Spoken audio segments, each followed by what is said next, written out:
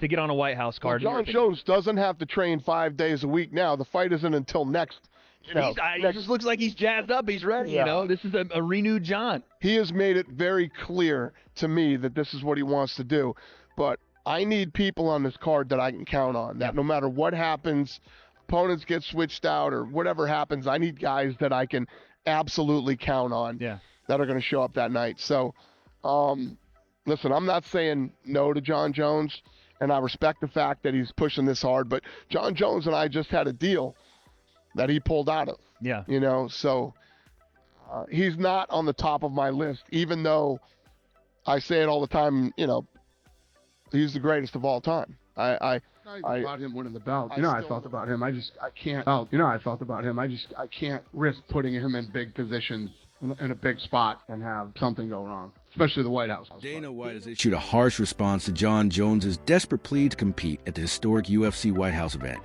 And it's certainly not the answer Bones was hoping for. Despite Jones being widely regarded as the greatest of all time, the UFC president made it clear that when it comes to the biggest event in promotional history, reliability will always outweigh talent. So they've announced this White House UFC fight. Uh-huh. What do you think about that? I think it's exciting. It's very exciting. Can we expect to see you on the card? Yeah, I can't promise anyone anything, but I have very strong feeling that I'll be. But who would you take on? Who would be your dream opponent? I would want to take on whoever's holding the belt after another year. Yeah? Yeah. Any possible names you think? Well, I mean, as of right now, the champion is Tom Aspinall, but we'll see who's the champion at the end of the year. I feel like the only thing that has an American guy fight for the championship tonight, we wanted to put it all on the line. Today, we're breaking down Dana White's ice-cold rejection, Jon Jones' last-ditch apology attempt, and why Conor McGregor might be getting the nod instead. This story has more twists than the Jon Jones submission. So let's dive right in. Widely regarded as a go to mixed martial arts, Jones reached out to Dana White with what can only be described as a desperate plea. According to White, speaking on SiriusXM, it wasn't even a real conversation. Jones simply sent a text saying, "Listen, sorry about how this all played out or whatever. I want to fight at the White House. I'm serious about that." Made it very clear to me that this is what he wants to do. But I need people on this card that I can count on. That no matter what happens, opponents get switched out or whatever happens, I need guys that I can absolutely count on that are going to show up that night. So, listen, I'm not saying no to Jon Jones, and I respect the fact that he's pushing this hard. But Jon Jones and I just had a deal that he pulled out of. Yeah. You know, so he's not on the top of my list, even though I say it all the time, you know, he's the greatest of all time. Now here comes the brutal part. When asked whether Jones's heartfelt apology changed anything, Dana White's response was ice cold. "No, I appreciate it. I appreciate him reaching out and doing that, but I need people I can count on for this fight. I know who they are, and I know who they are not." I still know that to be a fact. Oh, you know the comments are going to come he's after not you the greatest. He's not the greatest of all time. Guy you can count on, you know, that you know for 100% is going to be solid and be there. That's more than just a rejection. It's Dana White essentially calling Jon Jones unreliable. For the UFC's most prestigious event ever, reliability matters more than being the greatest fighter alive. This comes after Jones verbally agreed to fight Tom Aspinall earlier this year, only to suddenly announce his retirement in June, a retirement that conveniently lasted only a few days once the White House event was revealed. I was waiting for it.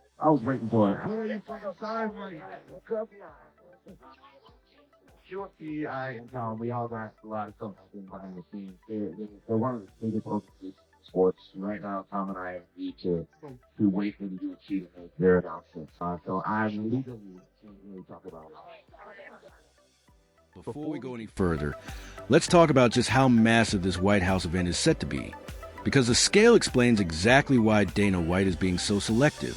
Scheduled for June 2026 to celebrate America's 250th anniversary, the event will feature fewer than 5,000 VIP fans on the South Lawn of the White House itself, with the octagon place where presidents have made history.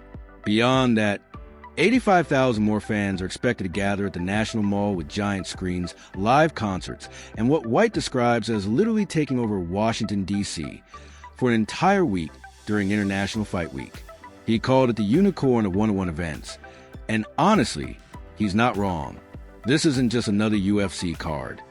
It's sports entertainment history in the making. And when you understand the magnitude, White's insistence on reliability makes sense. You can't risk a main event fighter pulling out when the President of the United States and the entire world is watching. Now here's the twist. While Jon Jones is getting the cold shoulder, Dana White is rolling out the red carpet for Conor McGregor. Despite not fighting since 2021 and pulling out his last scheduled bout, White has complete faith in the notorious. As he put, say what you want about Conor McGregor, because people like to talk about that too, but he is that guy. He's always been that guy. I've been in the room and on the phone with him.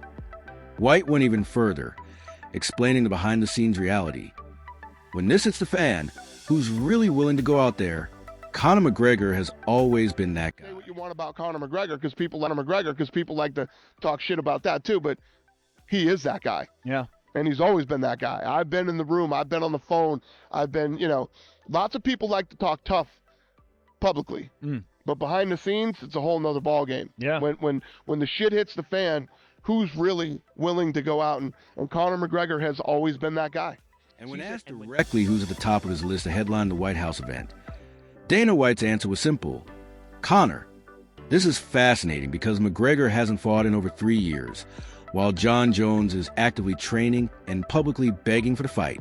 But in White's mind, a proven track record of reliability outweighs current activity. He even confirmed that he'll begin building the card in February, and if everything lines up, McGregor will be on it. To understand why White is so hesitant about Jones, you have to look at the history that continues to haunt Bones. Jones has a record of fight week disasters that have cost the UFC millions. At UFC 200, he failed a drug test just days before his highly anticipated rematch with Daniel Cormier, forcing the promotion to restructure its biggest card of the year. At UFC 232, the entire event had to be moved from Las Vegas to California at the last minute due to another Jones testing issue.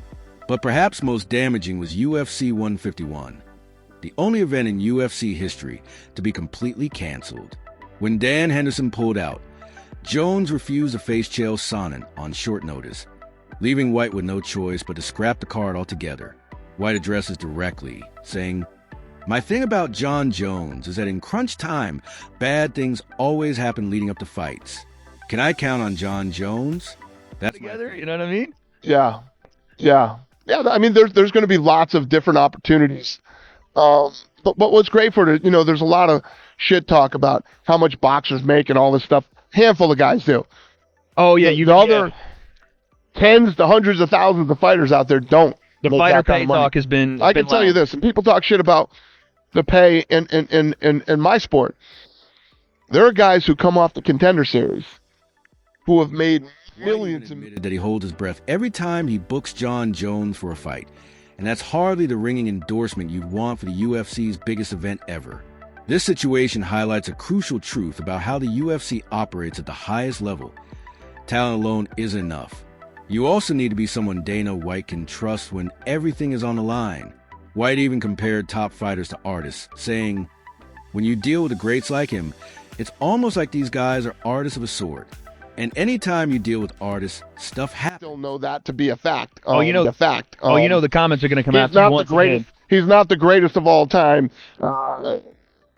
Guy you can count on. That for 100% is going to be solid and be there. Yeah. And say what you want about Conor McGregor because people like to talk shit about that too, but he is that guy. Yeah. And he's always been that guy. I've been in the room. Key point. I like consistency. Who do you want to be in a foxhole with? Those are my kind of guys. So what do you think? Should Jon Jones get another chance? Or is Dana White right to prioritize reliability over talent for this historic event? Let us know in the comments below. And don't forget to like and subscribe for more breaking UFC news.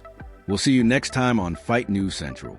Until then, keep your guard up and stay sharp. First and foremost, are you retired? Are you retired? I am not retired. I'm actively training 5 days a week. And I'm in UFC's jump as well. Great. And what's the status of the fight at the White House? I don't really know. It's kind of out of my control right now. I'm training for the event. I'll be ready for the event. That's my goal. That's my intention. But ultimately, it's up to the You were originally supposed to fight Jon Jones for the belt.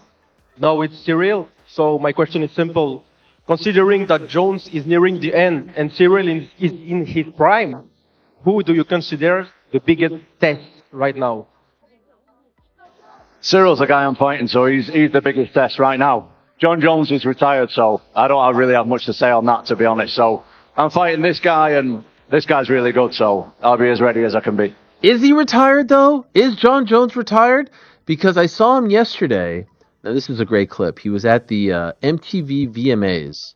Truth be told, I didn't even know the VMAs were still a thing. Frank, did you know the VMAs were still a thing? I knew the VMAs were serious. Yeah, Sabrina Carpenter had a great performance. But I saw a clip of Jon Jones, and then I was like, wait.